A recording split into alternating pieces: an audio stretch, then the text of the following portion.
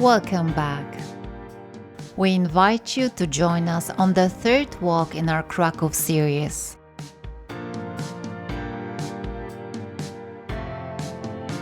This episode brings together the city's most famous path, the Royal Route, also known as the Via Regia.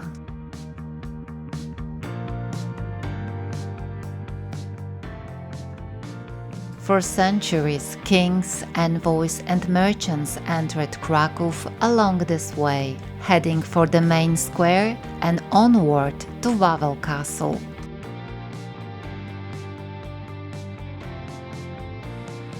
We've divided the Royal Route into 3 stages. While it forms the backbone of our walks, we chose to broaden it a little, weaving in nearby places, fascinating stories, and extra details.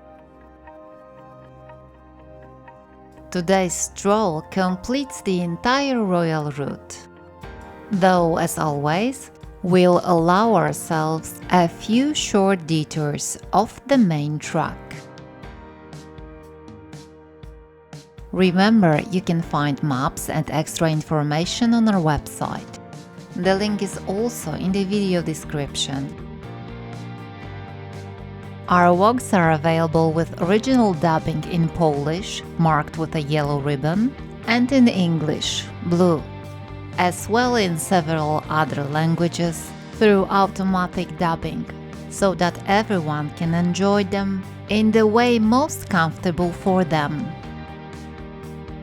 And if you'd like to keep joining us on future journey, don't forget to subscribe.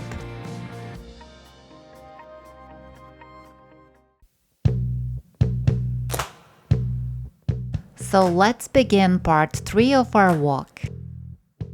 Kraków strolls, the Royal Route.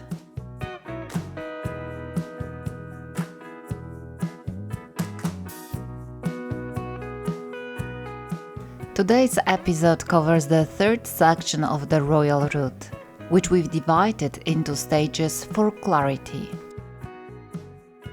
The full journey begins at Matejko Square, with the Baroque church of St. Florian.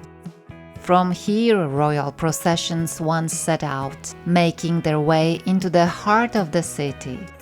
We covered the square and its history in detail during our first walk, so today we'll move straight ahead. We passed the mighty Barbican, a fortress built forward of the city walls, and the magnificent St. Florian's Gate, the only one preserved from Krakow's 8 medieval gates. Its towering silhouette still recalls the time when kings and distinguished guests entered the city right here. Climbing up onto the old city walls, you can take in the full view of Floriańska Street, stretching all the way to the main market square. It's one of Krakow's most beautiful perspectives, narrow, bustling with life, lined with historic townhouses. Closest to the gate stands the corner house at number 44. On its facade in 1914, a small statue of the Virgin Mary gifted by the Piarist order was placed. This townhouse is now part of the Hotel Polski complex, whose history reaches back to the Middle Ages. As early as that time, an inn for travelers operated here.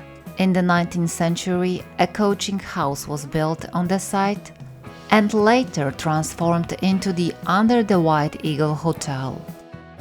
Being classified from the start as a second-category inn, it became a convenient stop for conspirators and political activists. They could count on anonymity since few paid them any notice. In 1913, Prince Adam Ludwik Czartoryski purchased the property, renamed it Hotel Polski, and dedicated its income to supporting the nearby Czartoryski Princess Museum. Walking further along Floriańska Street, we come to a place with a truly remarkable history. The former Lviv confectionery, today known as Jama Michalika. It was founded in 1895 by Jan Apolinare Michalik. The windowless cafe, quickly nicknamed The Cave, soon became a favorite haunt of students from the nearby Academy of Fine Arts, painters, writers, and young artists. It was here at the start of the 20th century that the legendary cabaret Zielony Balonik, the Green Balloon, was born. In these Art Nouveau interiors gathered Krakow's bohemian circles, with figures such as Tadeusz Bojżeleński, Stanisław Wyspiański, and Kazimierz Przerwa-Tetmajer.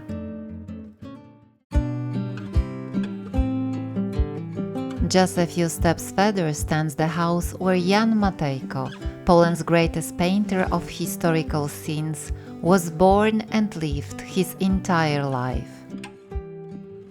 Today it houses a museum dedicated to his life and work.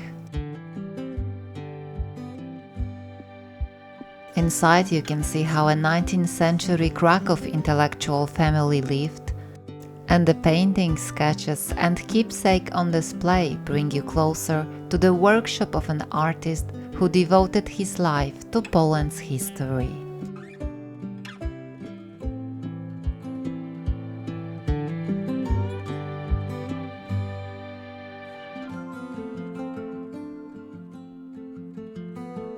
Continuing the walk, we pass townhouse number 24, under the Three Bells.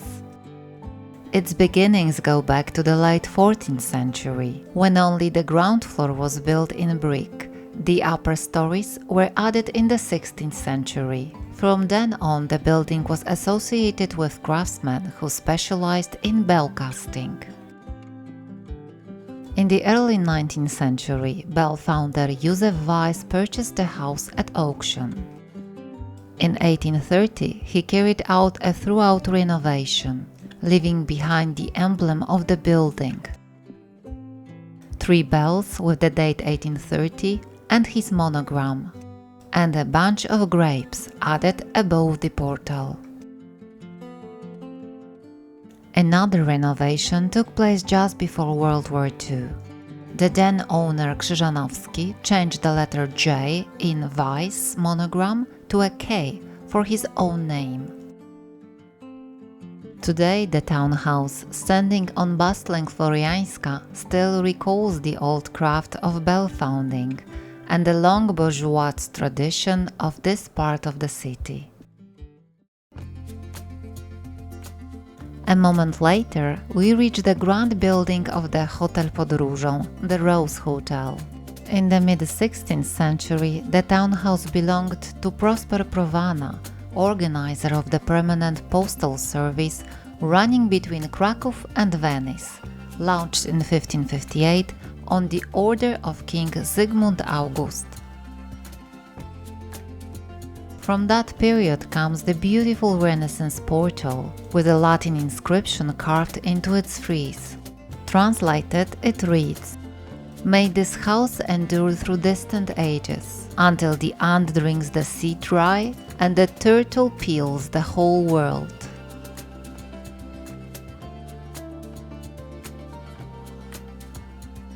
In the early 19th century, the building was bought by Jan Alojzy Szydłowski, who opened an inn here. In 1805, it hosted Tsar Alexander I and his brother Prince Constantine. In honor of that extraordinary visit, the inn was named Hôtel de Russie. After the failed January uprising, the name was changed to Hotel Podróżą.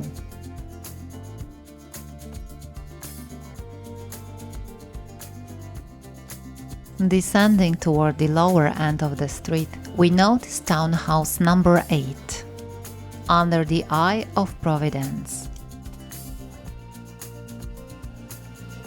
On its facade shines the characteristic symbol of the divine eye in a radiant glory, a piece of 18th century religious symbolism, reminding residents of the providence watching over the city. And so, passing more historic houses, we arrive at the main market square, the very heart of the royal route. This was the key stop along the path where royal processions made their way onward to Wawel Castle.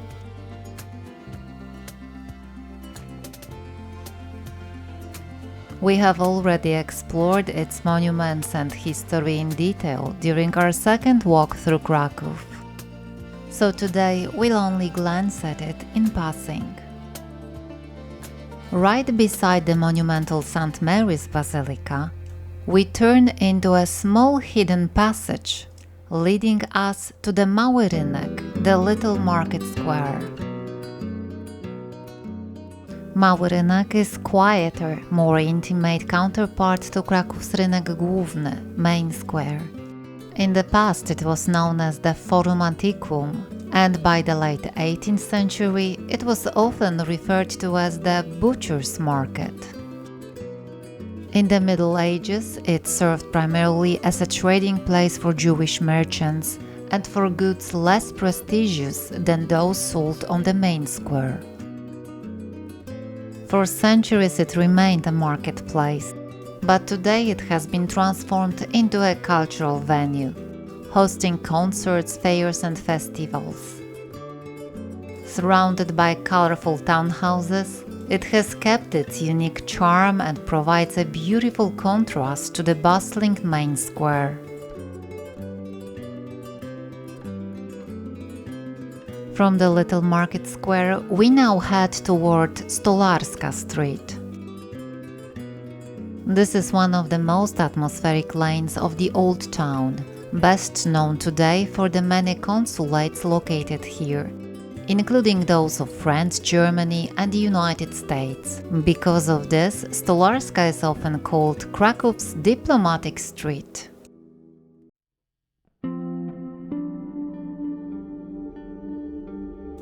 Following the street, we arrive at the vast Dominican complex. As early as the 14th century, it was known as Preacher's Street, and its irregular layout is explained by the fact that the Dominican monastery was built even before the official founding of the city in 1257. The Dominicans, a mendicant order founded by Saint Dominic, came to Kraków in 1222 from Bologna, invited by Bishop Iwo Odrowąż.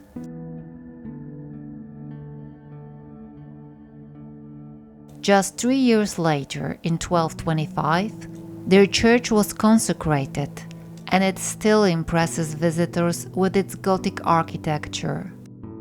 Today's Dominican Basilica is a brick and stone, three-aisled church with an elongated presbytery. Its interior holds numerous family chapels, but the one that draws the most attention is the chapel of Saint Hyacinth, where the relics of this Dominican rest. He was the founder of the Polish province of the order, a zealous preacher and missionary, often called the Apostle of the North. The cult of Saint Hyacinth turned the Kraków convent into an important spiritual center and a place of pilgrimage. Step out of the church into the monastery cloisters, and you immediately feel the silence and solemnity of this place. Gothic vaults, epitaphs, and stone tomb slabs set into the walls recall the fact that for centuries, members of Krakow's noble families and partition houses were laid to rest here.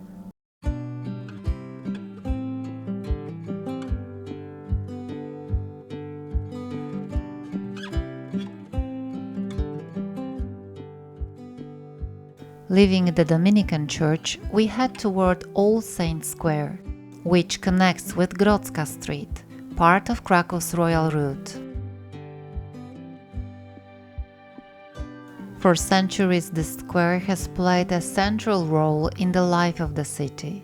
In the pre-foundation era, it was the heart of the settlement located between the Dominican and Franciscan monasteries. Once the Church of All Saints stood here. Today in its place rises the monument to Mikołaj Zyblikiewicz, a 19th century major of Kraków and social activist.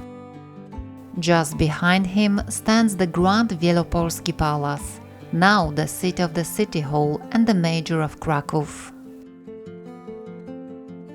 In front of the Franciscan Church stands a magnificent sculpture by Ksawery Dunikowski, depicting Józef Dietl, a professor and rector of the Jagiellonian University, an outstanding balneologist and a major of Kraków during the period of Galician autonomy. He died in 1878. Behind the monument, on the Gothic apse of the Franciscan Church, we can see a mosaic of Saint Francis of Assisi, the church's patron.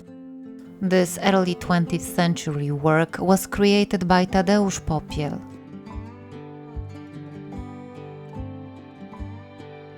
The Franciscans were brought to Kraków in 1237 by the Voivode Theodore with Prince Bolesław the Chaste as their chief patron and benefactor. It was thanks to his founding that the church was built and consecrated around 1269, dedicated to Saint Francis of Assisi.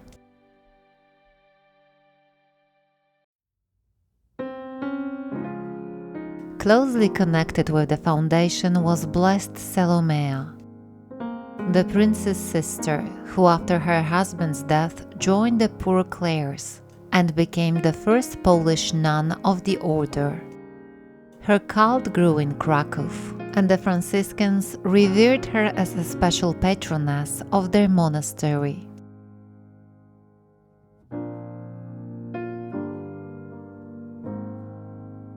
The present interior dates back to the late 19th century. This is because in the Great Fire of Kraków in 1850, the church was destroyed and its Gothic furnishing almost completely lost. It was only at the century's end that the restoration work began. Today the interior is decorated with works of prominent artists. The main nave features a polychrome by Tadeusz Popiel, in the spirit of historicism and Art Nouveau, while the presbytery and transept contained stained glass windows and wall paintings designed by Stanisław Wyspiański. The church has kept its Gothic layout, enriched by Popiel's and Wyspiański's Art Nouveau decoration. It is also worth stepping into the monastery cloisters, dating from 1423. They form an extraordinary gallery of portraits of Krakow's bishops, from the 16th century right up to modern times. According to tradition, the Franciscans received these portraits in gratitude for the land on which the bishops built their palace.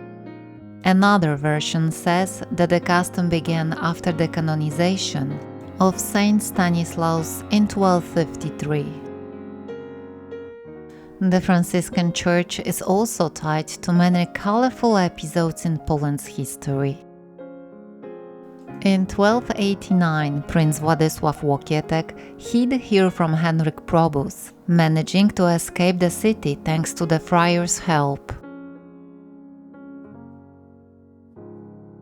Later, in the monastery refectory, chronicler Jan Długosz tells us, the young Queen Jadwiga is said to have met Prince William of Habsburg.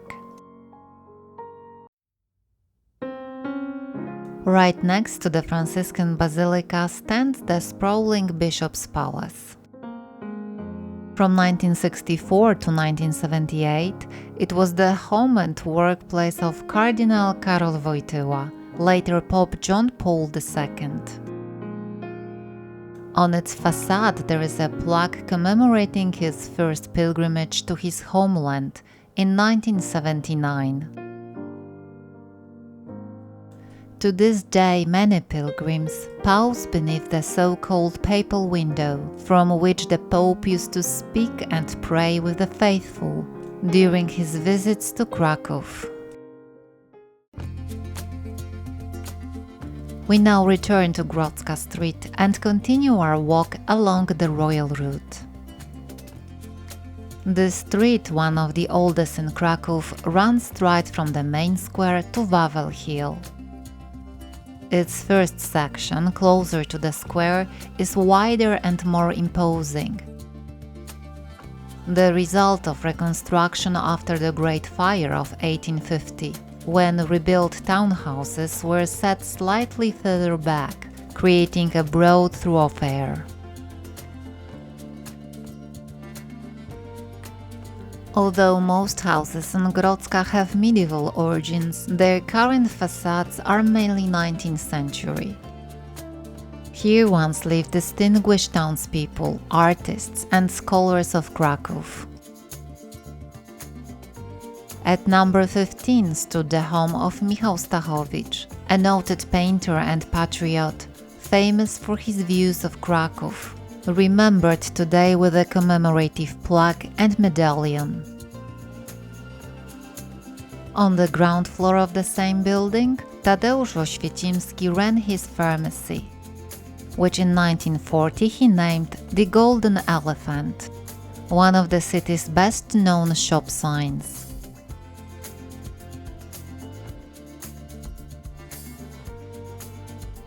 On the corner of Grodzka and Dominicański Square lived Helena Modrzejewska, the great stage actress whose talent was admired not only in Kraków, but also on the stages of Europe and America. Nearby stands the townhouse of Antoni Suski, also at the corner of Grodzka and Dominicański Square, a striking early 20th century building designed by Władysław Akielski. Its ornate attic, inspired by the cloth hall, and a colorful mosaic bearing the founder's name, make it one of the most distinctive corner houses of Krakow's Old Town.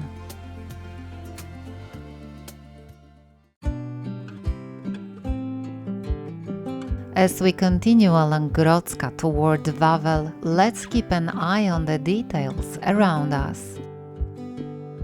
At number 32, we find a house marked with the 14th century emblem under the lion, pod lwem, the oldest surviving house sign in Kraków, a relic of the times when such symbols served as addresses. A few steps further at Grodzka 39 lived the sculptor Wojciech Stos in the mid-15th century. He was the creator of the famous high altar in St. Mary's Basilica, one of the greatest masterpieces of Gothic art in Europe. His house stands at the corner of Grodzka and Poselska, in a symbolic location. This is where the oldest part of Kraków begins, the area of the former settlement of Okół, which existed even before the city was granted its character in 1257. Walking along this stretch, one can almost feel the spirit of the earliest Kraków. Our next stop is the Collegium Juridicum, the former home of the Faculty of Law at Jagiellonian University. Built in the 15th century, it was here for centuries that lawyers and diplomats were trained to serve the Kingdom of Poland and the Polish-Lithuanian Commonwealth. The Collegium Juridicum owes its existence to Queen Jadwiga of Anjou.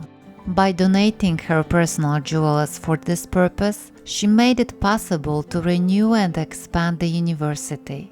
Thanks to her gift, the Jagiellonian rose to prominence and became one of the most important centers of learning in Central Europe.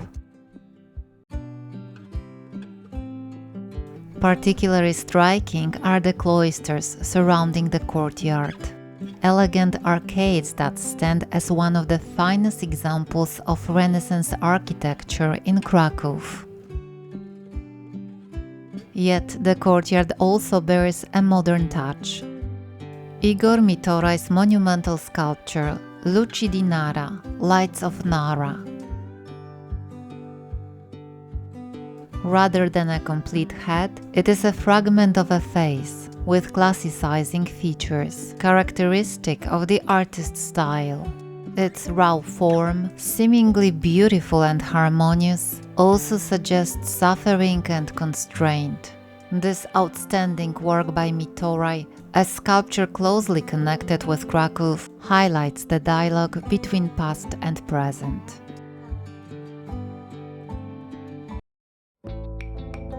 Opposite the Collegium Juridicum rises the monumental church of Saints Peter and Paul. This was the first Baroque church in Kraków, and the very first of such scale to be built in this style anywhere in Poland. Constructed in the early 17th century for the Jesuit order, its facade was inspired by the famous Il Gesù in Rome, the mother church of the Jesuits.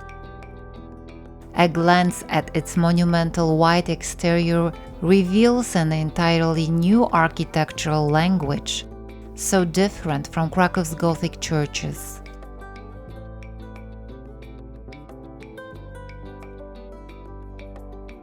In front of the church stands a row of statues of the 12 apostles, who, according to a humorous Krakow anecdote, didn't manage to fit inside the church. The current figures are 20th century reconstructions, yet they recall the original intent of the building: to impress, to draw people in, and to stir religious devotion. A special detail is the figure of Saint Peter, founded by Pope John Paul II, which further emphasizes the bond between this place, the history of the church, and the city of Kraków.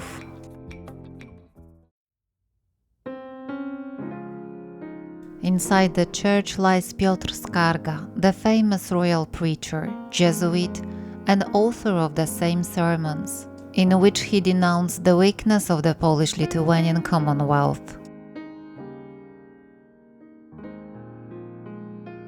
Often called the conscience of the nation at the turn of the 16th and 17th centuries. His words, though written centuries ago, still sound strikingly relevant today.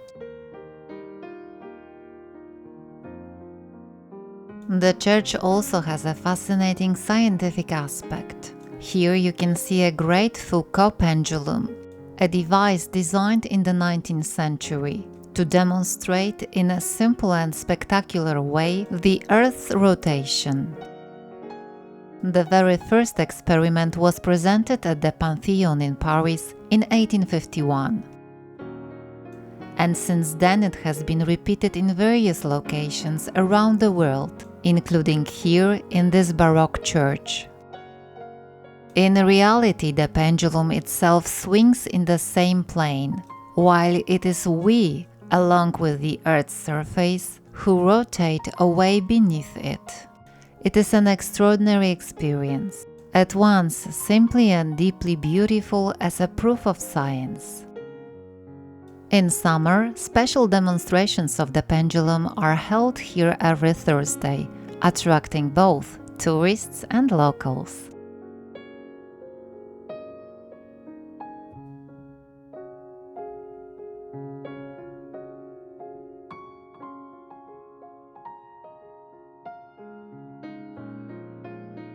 The church also serves as Poland's national pantheon, a place of burial and commemoration for distinguished Poles, especially scholars and cultural figures. In its crypts rest eminent professors and intellectuals of Kraków, such as Karol Olszewski, co-discoverer of the method for liquefying oxygen, nitrogen and carbon dioxide, as well as Krzysztof Penderecki, composer and conductor. The Pantheon is intended as a resting place for those who have rendered exceptional service to Polish science, culture and spirituality.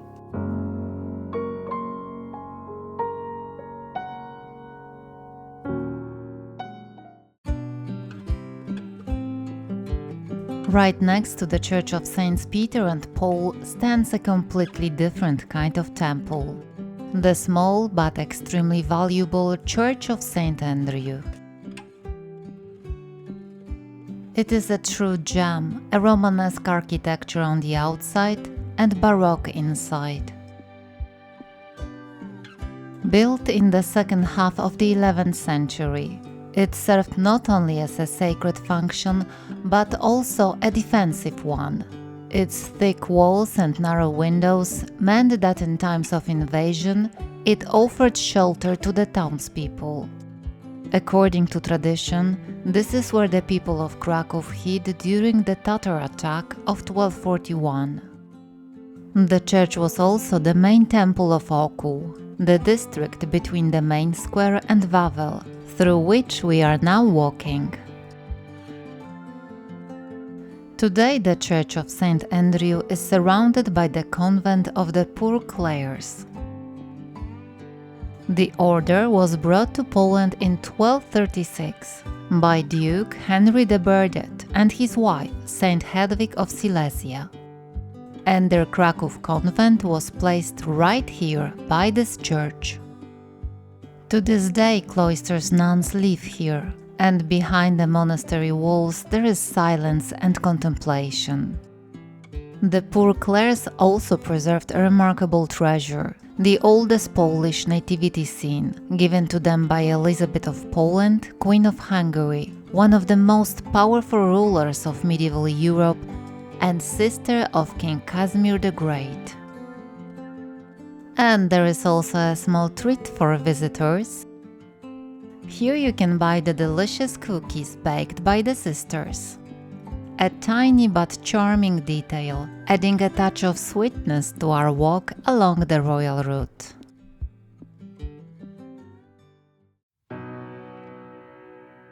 As we slowly make our way down Grodzka Street, let's pause at one more church, the small but very old Church of St. Giles.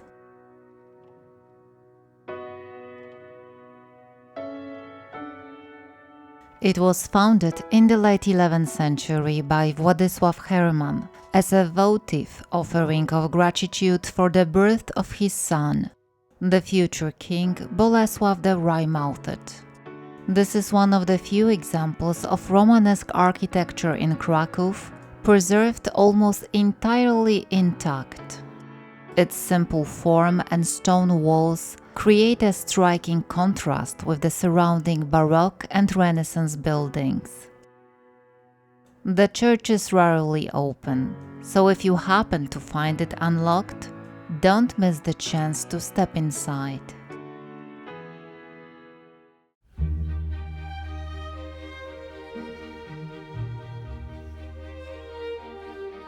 And now, before us rises Wawel Hill, the heart of Old Poland, a symbol of royal power, the site of coronations and royal burials. But the castle and cathedral are such vast and fascinating topics that we will dedicate a separate walk to them. Today we turn right onto Kanonicza Street, one of the most beautiful and atmospheric streets in Kraków. Its townhouses were once the residences of cathedral canons, which is how the street got its name. The narrow lane, cobblestones, and row of Romanesque facades create the atmosphere of a truly medieval city. Every house here has its own story, but special attention should be paid to number 25, the so-called Długosz house. This was the workplace of Jan Długosz, the most famous Polish chronicler of the 15th century and author of the monumental Annals of the Kingdom of Poland. Długosz was also the tutor of King Kazimierz Jagiellon's sons, and his work remains an invaluable source of medieval Poland. Many years later, the sculptor Franciszek Wyspiański, father of the great artist Stanisław Wyspiański, had his workshop here, and it was in this house that Stanisław spent his childhood.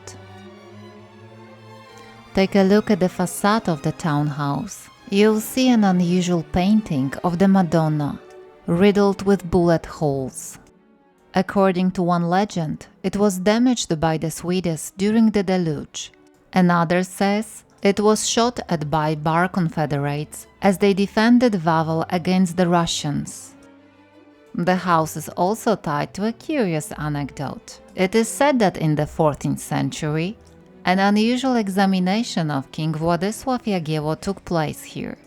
Apparently, the Grand Duke of Lithuania allowed a courtier of his young fiancée Queen Jadwiga to discreetly inspect him. On Kanonicza Street, it's also worth visiting the Archdiocesan Museum of Cardinal Karol Wojtyła, popularly called Ciołek, after Jan Andrzej Ciołek, the former owner of this Renaissance townhouse. It is truly a treasury of sacred art, displaying priceless works from the Middle Ages to the Baroque, Gothic sculptures, panel paintings, illuminated manuscripts, as well as mementos connected with St. John Paul II. Particularly precious are the paintings from the Circle of White Stoss, the Master of St. Mary's Altar, and Gothic Madonnas, that allows us to sense the spirituality of Old Kraków.